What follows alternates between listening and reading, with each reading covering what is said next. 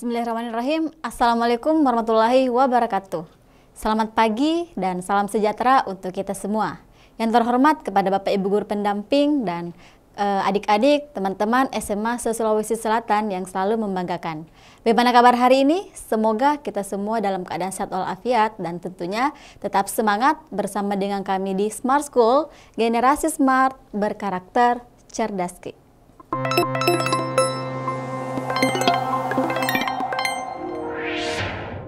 Oke, untuk nomor selanjutnya itu tentang diagram batang lagi, cuman diagram batangnya itu dia horizontal ya.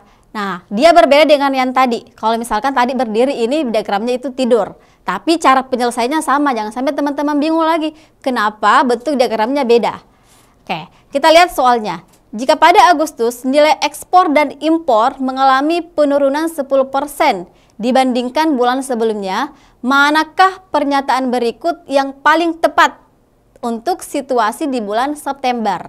Kira-kira yang mana nih? Nah, kita lihat di grafik ini itu dia mulai dari bulan Juli, Juni, Mei, Maret, April, Mei, Juni, Juli. Sedangkan yang ditanya itu adalah September. September itu tidak ada di grafik. Kemudian untuk Agustus itu dia mengalami penurunan 10%. Oke, di Agustus itu dia mengalami penurunan sebesar 10%. Nah, kira-kira yang mana yang benar untuk melihat bagaimana ekspor dan impor ketika di bulan September?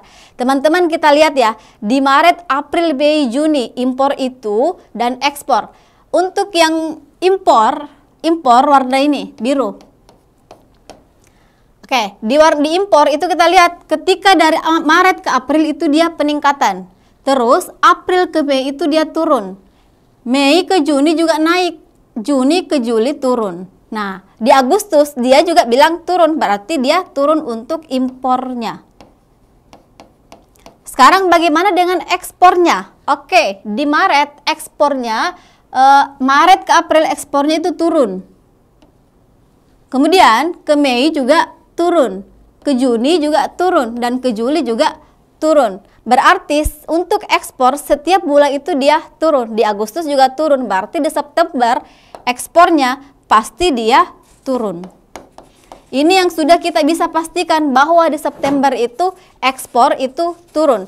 Impor kita tidak bisa tentukan. Kita tidak bisa tentukan apakah dia naik atau dia turun. Karena berdasarkan grafik sebelumnya, impor itu dia naik turun. Nah, kita cari jawaban yang pasti saja teman-teman. Kalau misalkan soalnya seperti ini.